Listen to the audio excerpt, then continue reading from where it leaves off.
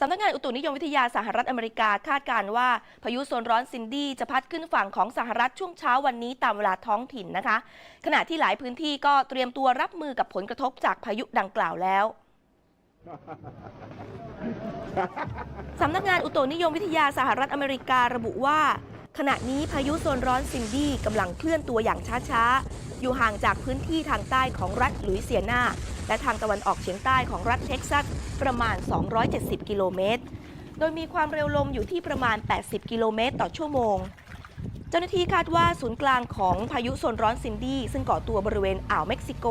จะพัดขึ้นฝั่งทางตะวันออกเฉียงใต้ของรัฐเท็กซัสหรือทางตะวันตกเฉียงใต้ของรัฐลุยเซียนาในช่วงเช้าวันนี้ตามเวลาท้องถิ่น